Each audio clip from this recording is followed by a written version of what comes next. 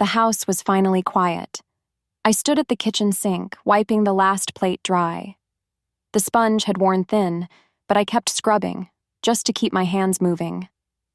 Dinner had been a quiet mess. Derek came home late again, something about a team lead helping someone move. I didn't even ask this time. Tyler barely said a word. He just ate 2 bites of his food, then carried his plate to the sink without looking at me. It hurt more when he didn't speak than when Derek lied. Lily had fallen asleep on the couch with one shoe still on. I'd tucked her in, brushed her hair behind her ear, and kissed her forehead. She smiled in her sleep. That helped. A little. I glanced at the clock on the stove. 11:17 p.m. The light from Tyler's room was still on, the glow flickering softly under his door. He was probably editing again. That camera of his was his whole world. It made him light up in a way I hadn't seen from Derek in years. I almost knocked, just to tell him not to stay up too late. But something told me not to. Maybe it was the way he avoided eye contact during dinner. Maybe it was the stiffness in his shoulders when Derek walked into the room. Instead, I walked into the living room and sat on the edge of the couch. I stared at the blank TV screen for a long time. The remote was right there, but I didn't reach for it. I didn't need noise. I just needed a moment where I didn't have to pretend everything was okay. Behind me, I heard the faint clicking of Tyler's keyboard. Fast, then a pause, then fast again, and then nothing. No sound, no typing, no mouse, just stillness. I turned my head, listening. Nothing. Then I heard the door to his room quietly shut. Not slammed, just gently clicked into place. Something about that sound made my stomach turn. Tyler never closed his door completely. I stood up and walked toward the hallway, stopping just before his room. I wanted to knock. I wanted to ask, "Are you okay?" But my hand wouldn't move. It stayed frozen near the doorframe. So I walked away. I went back to the kitchen, poured a glass of water, and stared out the window into the backyard. The moonlight fell across the grass in thin lines through the fence. Everything looked calm. Still. But something in the air felt tight. Like holding a breath. I didn't know that Tyler had found something he wasn't supposed to see, and that he was watching it, over and over again, just a few feet away from me. I didn't know his hands were shaking, or that his mouth had fallen open, or that he was holding back tears. I didn't know that my son had just seen something that would change all of our lives forever. But I would. Very soon. It started small. At first, Derek said he just needed time to clear his head. He'd take long drives, come back smelling like someone else's perfume, and act like nothing happened. When I asked where he went, he'd say something like, "Just recording stuff for a personal project." Recording what? We weren't YouTubers. Then one Saturday morning, I found him fumbling with Tyler's camera in the garage. He smiled like he was caught doing something silly. "I borrowed it," he said casually. "Thought I'd try vlogging. You know, like the kids do." I laughed, more out of confusion than humor. "Since when do you vlog?" "Since now, I guess. Might help me decompress." I didn't ask more. I wanted to believe he needed an outlet, a hobby. He hadn't seemed happy for a long time, and neither had I. Maybe this was a good thing, but he wouldn't show me what he was recording. Ever. He'd come home, head straight to the bedroom, and lock the door with the camera in his hand. A few hours later, he'd emerge without it. By dinner, the camera would be back in Tyler's room like it never left. One afternoon, Tyler asked him, "What are you recording?" Derek froze for half a second. Not long, but long enough for me to notice. "Just boring adult stuff," he replied, patting Tyler's head like he was 5. Tyler didn't smile. He just nodded slowly and looked away. That's when I started paying closer attention. Derek wasn't just acting strange. He was different. Not louder, not mean, just distant. His hugs felt hollow. His words felt forced. And at night, he stopped reaching for me. We used to lie in bed and talk about everything. The kids, the future, what color we should paint the kitchen. Now we just lay there, two strangers with a silent wall between us. He kept turning his phone screen away from me. He'd smile when it buzzed, then flip it over. I caught him once, just glanced, and all I saw was a text from someone saved as just an initial, E. When I asked who that was, he shrugged. Work stuff. I didn't push. I didn't want to become the jealous wife. I told myself, you're being paranoid, he's just tired. You both are. But deep down, something didn't feel right. Tyler started writing more in that little notebook he carried everywhere. I thought it was schoolwork until I glanced over his shoulder one evening. It was filled with short entries, observations, times, dates. Something like, Dad left at 3:18 p.m., took camera, came back 7:46 p.m., didn't speak to Mom. I didn't ask him about it. I probably should have. Instead, I told myself it was just a teenage phase. Maybe he was mad at Derek for missing his game last month. Maybe he just needed space, like his dad said. We were all drifting from each other, and I didn't know how to fix it. But now, looking back, I wonder, what if Tyler knew? What if he'd already started piecing things together? Long before I did. What if I should have asked more questions when there was still time? My mother had never been the type to just drop by. Evelyn was deliberate, polished. She called ahead. She made appointments to visit her own grandchildren. She didn't swing by. That was more Monica's style.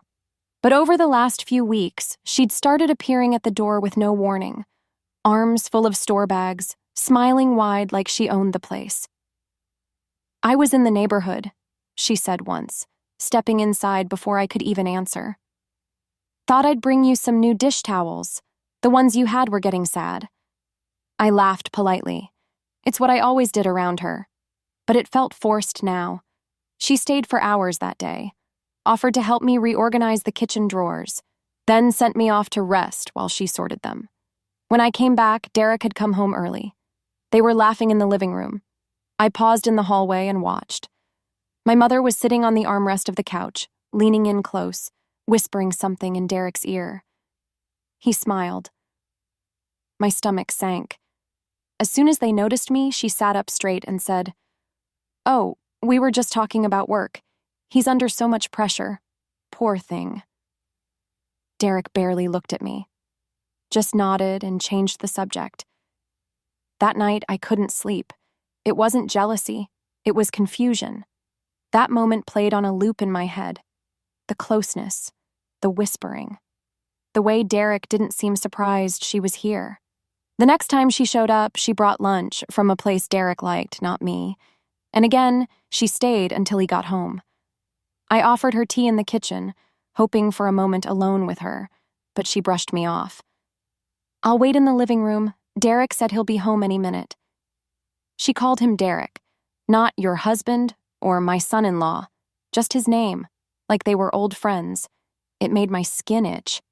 When I told Monica about it the next day, she didn't even try to soften her tone. "Claire, I don't like it. Something's weird with Mom. She's been acting off." "Off how?" I asked, though I already knew. "She's too interested in your husband. And don't give me that look. You've noticed it too." I nodded. I didn't want to, but I did. Later that week, I came home from grocery shopping to find them alone again. Evelyn was in the kitchen, leaning against the counter. Derek stood just a few feet from her. They weren't touching, but the air between them felt thick. As soon as they saw me, she clapped her hands. "Claire, we were just talking about your spice rack. You really should reorganize it." Then she laughed.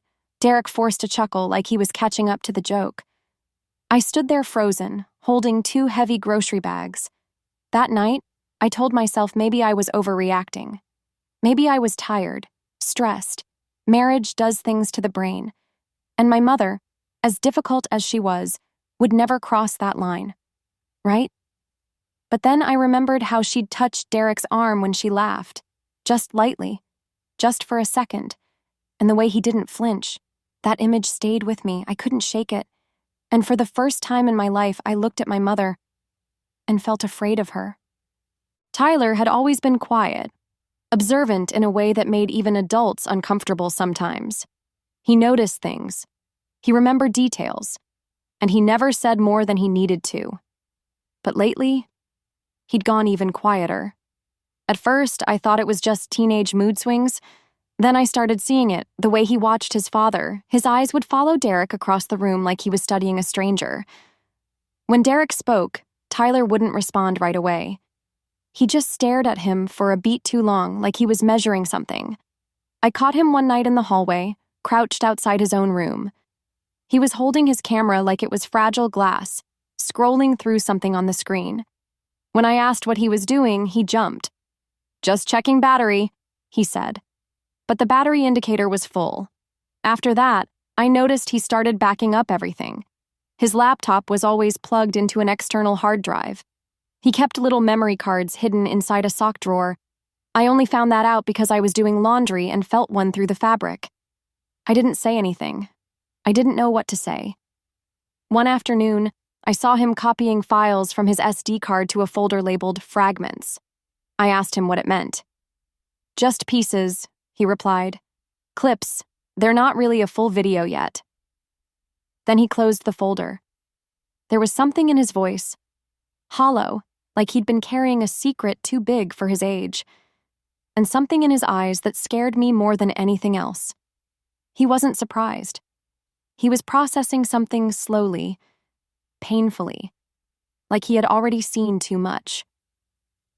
Derek still borrowed the camera on weekends, claimed it helped him unwind. He never explained what he was filming, never invited us to see it. But I started to realize he wasn't being careful. Tyler had found old files, short ones, some just a few seconds long. Blurry, shaky.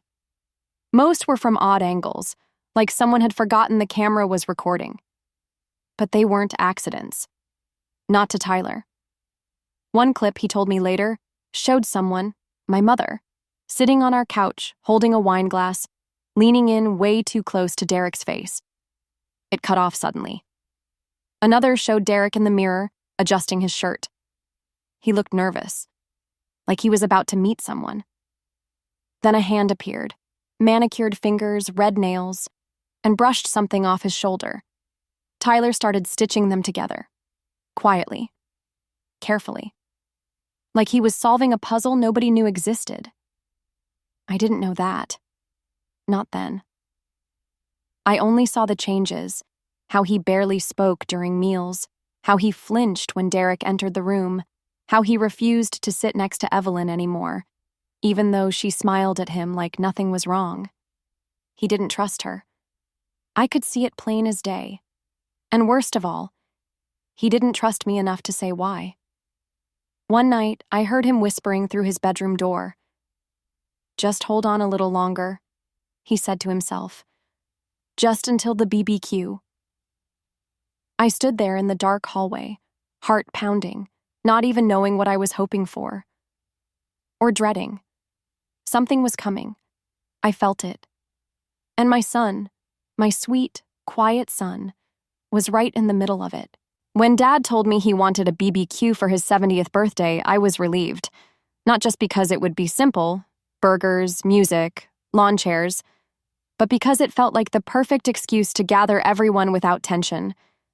Just one peaceful afternoon, surrounded by people who loved him, I thought it might reset something, or maybe just distract us from the strange, heavy air that had been hanging over our family lately.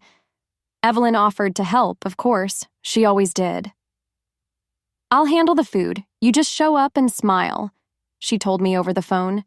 She sounded cheerful, perfect even, like the woman I grew up watching command every family event with elegance and pride. But lately, every time I heard her voice, it made my stomach twist. Derek hesitated when I brought it up. "A BBQ?" he repeated. "You sure we're all going to be there?" "Of course. Why wouldn't we?" He didn't answer. He just nodded, eyes drifting away like he was thinking about something he didn't want me to hear. I asked Tyler if he could help make a video montage for Grandpa. Old photos, clips of the kids, maybe some music. He just looked at me for a second, then said, "Yeah, I can do that." I don't know why it felt like more than a yes. He started spending hours in his room after that. I'd knock sometimes, offer him snacks or ask how it was going, but he always kept the door half shut. His eyes were bloodshot. His screen was always glowing. One night, I brought him a sandwich and saw him moving clips around on his editing software like he was building something fragile, something precise. I didn't ask questions. I wish I had. One morning, Monica stopped by to drop off decorations. She leaned in close while Tyler was out of earshot and said, "He told me to keep everyone together after the cake. Said not to let anyone leave." "What for?" She shrugged. "He didn't say." That worried me. "Do you think he's okay?" I asked. Monica glanced down the hallway toward Tyler's room. "I think he knows more than he's saying." We didn't talk about it after that, but I felt it, the shift. Something was building, just beneath the surface. Derek was quieter than usual the week of the BBQ. He kept checking his phone and disappearing into the garage. I saw him standing by the car once, holding Tyler's camera again. I asked what he was recording. "Just some thoughts," he said. I nodded. But deep inside, I didn't believe him. On the morning of the BBQ, I woke up before anyone else. I made pancakes for the kids and packed our things carefully. Tyler's suit jacket, Lily's favorite dress, extra napkins just in case. I wanted the day to feel good. I needed it to. As we pulled into my parents' driveway, Evelyn was already outside in a floral apron, smiling wide, greeting guests like nothing in the world had ever gone wrong. My dad looked happy. Truly happy. And that made me smile. I hugged him longer than usual. Derek hovered near the drink cooler, avoiding eye contact. Evelyn kept fluttering around, complimenting everyone, laughing too hard. And Tyler? He sat quietly with his laptop open, eyes scanning files one last time. I watched him carefully. His face looked calm, too calm. Whatever he had planned was already in motion. I just didn't know what it was. Not yet.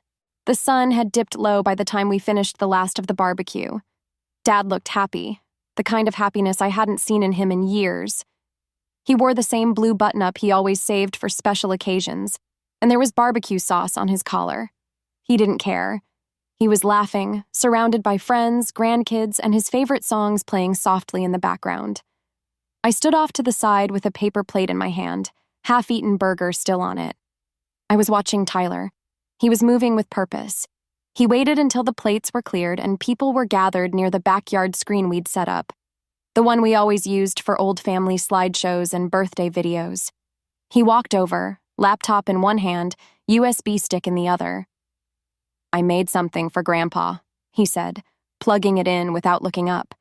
Everyone clapped lightly. My dad smiled wide and gave him a thumbs up. The screen blinked. For a moment, it was just black. Then came the soft piano music. Tyler had chosen a familiar melody we always used for family montages. The opening clip was of Dad holding Lily when she was a baby. Then came old photos, videos of birthday parties, trips to the lake, blurry childhood clips that made everyone laugh and tear up at the same time. It was sweet, beautiful, really. People leaned in. Evelyn dabbed at her eyes. Then the tone shifted. The music stopped. The screen flickered. Suddenly, there was no more soft lighting or smiling faces. The next clip was raw, shaky footage of someone walking into our living room. I immediately recognized the camera angle. It was Derek's. I glanced at him. He was frozen. The footage continued. It showed my mother, Evelyn, sitting on our couch, swirling a wine glass in her hand. She looked up at the camera and smiled, then leaned towards someone just off screen. Another clip, in our kitchen. Derek standing there, Evelyn behind him whispering something into his ear. The room had gone silent. My heart started pounding. I looked at Monica. Her hand was over her mouth. On the screen, another video. This time, Derek's voice, soft, laughing. Evelyn touched his chest. He didn't move away. The final clip played. It was dark, but clear enough. In our kitchen, my kitchen, Evelyn, Derek, and something I can't unsee. Gasps echoed. The silence that followed was heavier than anything I've ever felt. No one moved. No one spoke. My dad stood near the screen, squinting, frozen in place. I couldn't breathe. I couldn't blink. Tyler closed the laptop slowly and stood up. His face was expressionless. Derek opened his mouth as if to say something. Evelyn didn't even look up. And I just stood there, surrounded by my entire family, unable to move, unable to speak. Everything around me shattered. The video ended. The screen went black. No one clapped. No one even breathed. For a few seconds, all I could hear was the distant buzz of a cicada and the soft creak of the projector cooling down. Then, my father stepped forward. He looked confused at first, blinking slowly like he hadn't understood what he'd just seen. Then his face changed. His eyes clouded. His mouth trembled. He turned to Evelyn. "With my daughter's husband?" he asked, barely above a whisper. She didn't answer. He looked at her like he didn't recognize her, like she wasn't the woman he'd shared a house and a life with for over 40 years. "Tell me it's not true," he said again. Still, she stayed quiet. Then his knees buckled. "Dad!" I rushed forward just in time to catch his arm before he collapsed. Monica dropped her drink and ran to the other side, helping me guide him into a chair. "Call someone," she snapped. "Now!" I fumbled for my phone, hands shaking, barely able to unlock it. Behind me, I could hear Derek breathing, just standing there, not saying a word. Tyler had already pulled out his phone and dialed. Calm, focused. But his eyes were filled with something I couldn't describe. Not pride, not anger, just pain. The silence was heavy, like the whole world was holding its breath. Then Richard, my father, broke it. His voice was hoarse. "You brought him into this family, into my house, into my daughter's life." Evelyn still hadn't moved. I turned to her. "Say something," I said. "Say anything." She opened her mouth, but no words came. Just a faint shake of her head, like none of it mattered, like it was already too far gone to explain. Then Derek stepped forward. "Claire, No," I cut him off. My voice came out stronger than I expected. "Don't." I reached into my purse. I had packed it days ago. I didn't know if I'd have the courage to use it, but I brought it anyway. I pulled out the folder, the one with the signed divorce papers inside. He saw them and froze. I handed them to him, slowly, deliberately, in front of everyone. "I want you gone," I said. "Now." He looked around as if searching for someone to back him up. No one did. Lily, thankfully, was still inside, playing with my cousin's kids. She hadn't seen the video. She hadn't seen her father's face when it played, and she would never see him again after tonight. Then Evelyn finally spoke. "Claire, it was never supposed to happen like this." I stared at her. I wanted to scream, cry, ask her why. But there were no words big enough to hold what I felt. She was my mother. She had held me as a baby, braided my hair, kissed my forehead before school dances. And now this? "You can leave too," I said. She blinked. "Claire, you're not welcome here anymore." She looked around. No one came to her side, not even Monica. Derek still hadn't moved. I could see the panic building in his eyes now. It was real, raw. But it came too late. The ambulance lights flashed red and white across the yard as the medics rushed toward my father. He was sitting upright now, breathing slowly, his eyes on Evelyn the entire time. As they loaded him into the back, Monica climbed in beside him. She didn't say goodbye to our mother. I stood there, holding Lily's sweater, watching Derek walk away, papers in hand, shoulders hunched, no longer the man I once knew. And Evelyn? She didn't walk. She just stood still in the middle of the yard, arms crossed, looking out at the family she had torn apart. No one helped her. No one spoke to her. She was completely, utterly alone. And I didn't feel sorry for her. Not even a little. Not after everything.